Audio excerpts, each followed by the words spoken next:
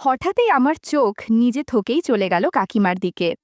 ঘন কালো চুলগুলো এলোমেলোভাবে কিছুটা ছড়ানো। বুঝতে পারলাম কাকিমা স্নান করে বেরিয়েছে। আগে কখনো কাকিমাকে এত সুন্দর লাগেনি। কাকিমা আজ গামছা পরে নাও, প্রতিদিন একভাবে আর ভালো লাগে না। ঝড় বৃষ্টির মধ্যে যা হলো তা কোনো দিন ভুলব না। আমি দীপ, ইন্টার সেকেন্ড ইয়ারে পড়ি। স্যারের কাছে যাচ্ছি পড়তে। আজ খুব জোরে হাঁটছিলাম মনে হয়। স্যার পড়ান এক বন্ধুর বাড়িতে, যেটা স্কুলের কাছেই মাত্র 10 মিনিট দূরে। আমার বন্ধুর ডাকনাম কুণ্ডু।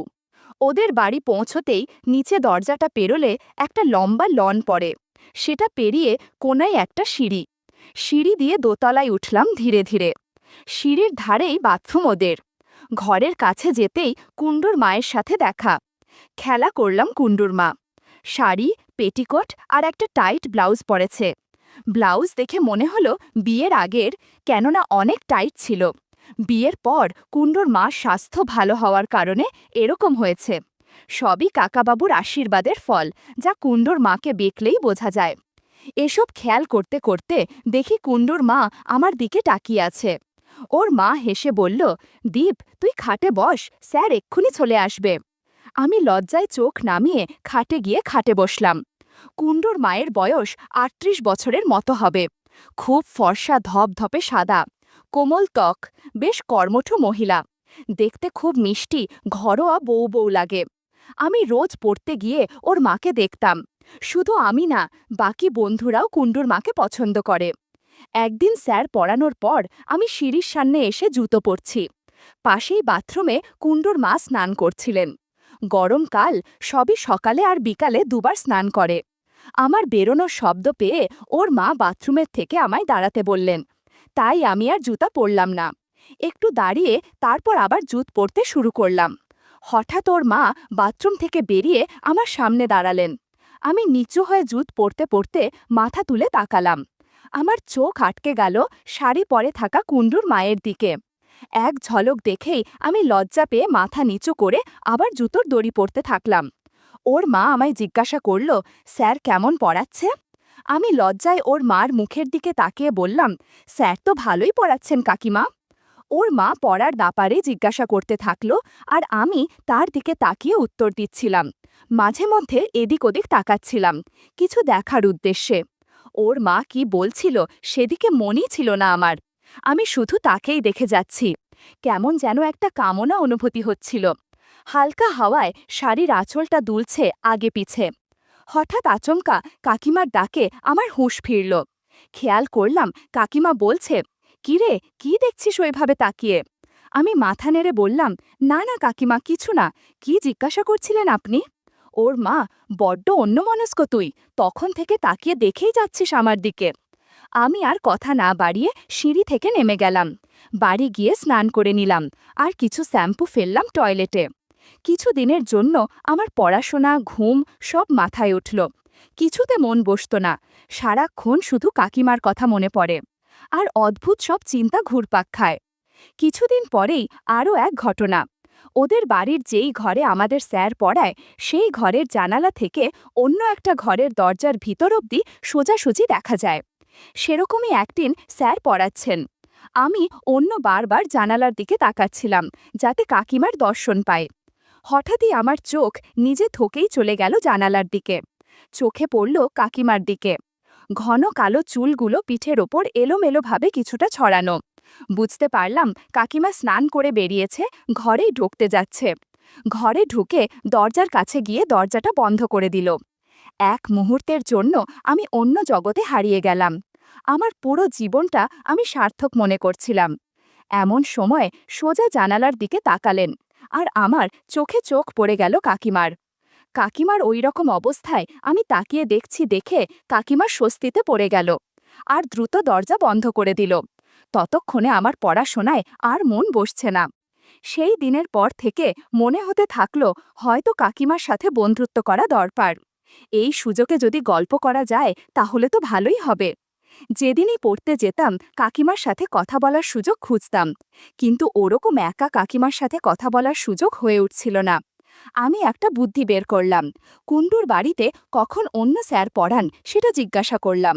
মনে মনে ভাবলাম, স্যার পড়ালে কাকিমা অন্য ঘরে একাই থাকবে, আর দিনের বেলা কাকিমার স্বামী মানে কাকাবাবুও থাকবে না। কিছুটা ভয় করছিল, কিন্তু ভাবলাম যা হবে দেখা যাবে। একদিন দুপুরে চলে গেলাম ওদের বাড়ি। যে ঘরে আমরা পড়ি সেই ঘরে যথারীতি অন্য স্যার পড়াচ্ছিল। আমি এরকম একটা ভাব করলাম যে আমি জানতাম না যে আজ আমাদের স্যার পড়াবেন না। পাশের ঘর থেকে কাকিমা বেরিয়ে এলো। কাকিমাকে বললাম, আমি ভুলে গেছিলাম যে আজ পড়া নেই। কাকিমা আমার দিকে তির্যক দৃষ্টিতে তাকালো। আমি বললাম, ঠিক আছে, তাহলে আমি বাড়ি যাই। এমন সময় কাকিমা আমার হাতটা ধরে বলল, এত রোদে এলি, একটু যাস না, একটু বিশ্রাম করে যা, আয় এই ঘরে এসে বস। মনে মনে একটু খুশি হলাম, কারণ আমার প্ল্যান কাজ করেছে। ঠিক যেটা চেয়েছিলাম সেটাই হলো। কাকিমাকে একা পাচ্ছিলাম না যে কথা বলবো, আজ পেলাম। আজ আমি আর কাকিমা একই ঘরে দুজনে বসে আছি। আজকের দিনেও খুব রোদ উঠেছে, বেশ গরম। কাকিমা একটা স্লিভলেস ব্লাউজ আর একটা হালকা শাড়ি পরেছেন, বেশ আকর্ষণীয় লাগছে। এই গরমে আমি খাটে বসেছিলাম। কাকিমা আমাকে এক গ্লাস ঠান্ডা জল দিল। জলটা হাত বাড়িয়ে দিতেই হাতে কালো চুল দেখতে পেলাম। মনে হলো কাটেনি অনেকদিন, তবে চুল আমার ভালোই লাগে। আমি যে কাকিমার হাতের চুলের দিকে দেখছি সেটা কাকিমা বুঝল, কিন্তু আড়ালো করল না। আমাকে জল দিয়ে বলল, কিছুক্ষণ বস, একটু ঠান্ডা হয়ে নে, তারপর যাস। আমি অল্প অল্প করে জলটা খাচ্ছিলাম।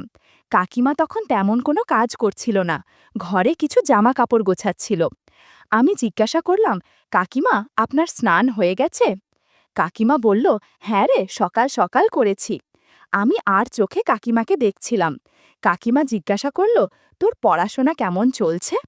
আমি বললাম, আর পড়াশোনা, পড়াশোনা তো করতেই পারছি না, মনই বসে না। কাকিমা জিজ্ঞাসা করল, সে কি, কেন রে? আমি মনে মনে ভাবলাম, এই সুযোগ আগের দিনের কথাটা বলি। আমি বললাম, সারাক্ষণই তোমার কথা ভাবি।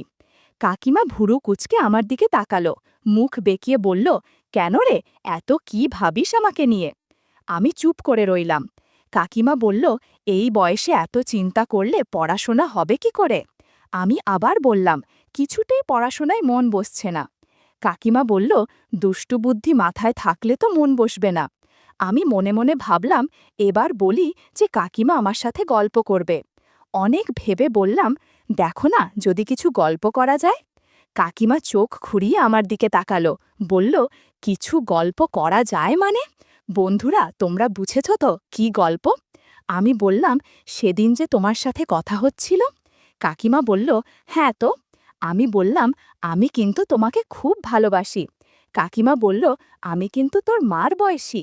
আমি বললাম, ভালোবাসা কি বয়স মেনে হয়? এবার কাকিমা হেসে ফেলল, বলল, বাবা ছেলে তো ভালো কথাই বলে। তা ভালোবাসিস সেটা না হয় বুঝলাম, কিন্তু আমার থেকে তুই কি চাস? আমি তো সে কথা সোজাসুজি তো বলতে পারবো না, তাই বললাম, কাকিমা, তোমাকে সেবা করতে চাই। কাকিমা আবার হেসে ফেলল, একটু বেশি হাসলে। হাসতে আমার দিকে তাকিয়ে বেশ কিছুক্ষণ কিছু একটা ভাবল, তারপর বলল, সেবা যে করবি তার জন্য তো ধৈর্য লাগে, তুই পারবি নাকি? কথাটা আমার কাছে প্রশ্নের মতো শোনাল। আমি বললাম, কেন পারবো না? তোমার সেবা যত্ন করলে আমার খুব ভালো লাগবে। কাকিমা এক দৃষ্টিতে তাকিয়ে আমার দিকে এগিয়ে এলো। হঠাৎ পিছন ফিরে দরজার দিকে একবার দেখল, দরজাটা কিছুটা খোলা। কাকিমা দরজা বন্ধ করে দিল।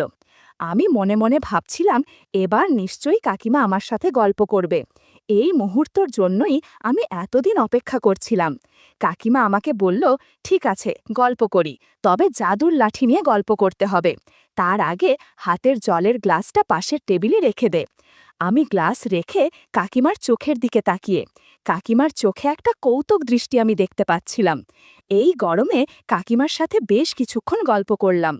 কাকিমা অবাক হয়ে বলল, দীপ, তুই কত ভালো গল্প করতে পারিস রে।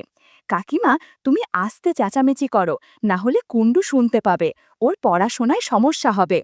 সেদিন ঘণ্টাখানেক আমরা গল্প দিয়েছিলাম। একটু খুশি হয়ে জিজ্ঞাসা করলাম, তাহলে কাকিমা, আবার পরের দিন আসবো নাকি?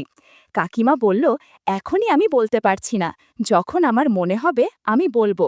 আর হ্যাঁ, বাড়িতে গিয়ে স্নান করে নিস। আমি বললাম, ঠিক আছে। এই বলে আমি সেদিনকার মতো বাড়ি চলে এলাম। ওই দিনের পর থেকে কাকিমার কথাবার্তায় চলাফেরায় একটু পরিবর্তন এসেছিল। কাকিমা যখন স্যারকে চা দিতে আসতো তখন অনেকটা অগোছালোভাবে শাড়ি পরত। হাঁটা চলার মধ্যেও কেমন যেন একটা অদ্ভুত ভাব ছিল। চা দিয়ে আমার দিকে আড় চোখে তাকাতো, মুচকি মুচকি হাসত।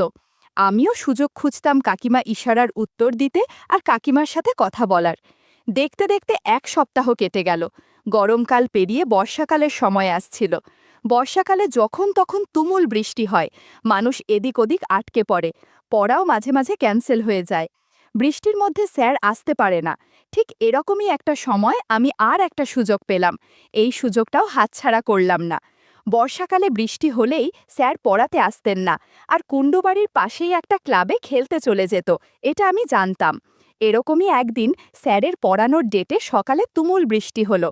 তাও দুপুরের দিকে বৃষ্টিটা একটু কমলে আমি চলে যাই কুণ্ডুদের বাড়িতে। স্যার যে ঘরে পড়াতেন সেই ঘরে আমি ঢুকলাম। দেখলাম ঘরের লাইট বন্ধ, অন্ধকার, কেউ নেই ঘরে। ঢোকার আওয়াজ পেতেই কুণ্ডুর মা পাশের ঘর থেকে চলে আসে। আমাকে দেখে চমকে যায়। কাকিমা বলে, দীপ, আজ তো স্যার আর পড়াবেন না, তুই জানতিস না? আমি না জানার ভান করে বললাম, না কাকিমা, আমাকে তো কেউ বলেনি, কুণ্ডুকে বাড়িতে দেখছি না। কাকিমা বলল, কুণ্ডু পাশের ক্লাবে খেলতে গেছে। আমি বললাম, তাহলে কি স্যারকে একবার ফোন করব? কাকিমা বলল, কর কর। আমি স্যারকে ফোন করলাম। স্যার যথারীতি জানালো যে আসছেন না। এত সব কিছুর মধ্যে হঠাৎই আবার খুব জোরে তুমুল বৃষ্টি হতে শুরু করলো। আমি কাকিমাকে বললাম, তাহলে আমি বাড়ি যাই। কাকিমা বারান্দা দিয়ে আকাশের দিকে তাকালো একবার, বলল, এত বৃষ্টিতে কি করে বাড়ি যাবি? বস কিছুক্ষণ, বৃষ্টি কমুক, তারপর না হয় বাড়ি যাস। কথা শুনে আমার একটু ভালো লাগলো।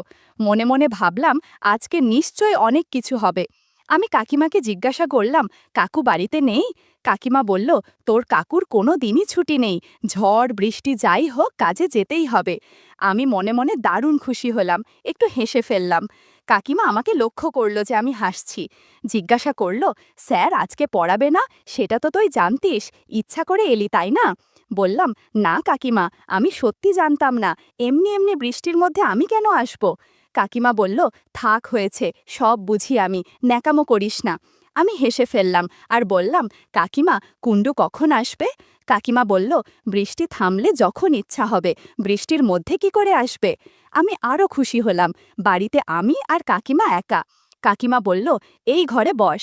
আমি বেডরুমে গিয়ে বসলাম। কাকিমা বলল, দাঁড়া, সিঁড়ির সামনের গ্রিলটা লাগিয়ে দিয়ে আসি, দুপুরবেলা না হলে কেউ ঢুকে যাবে।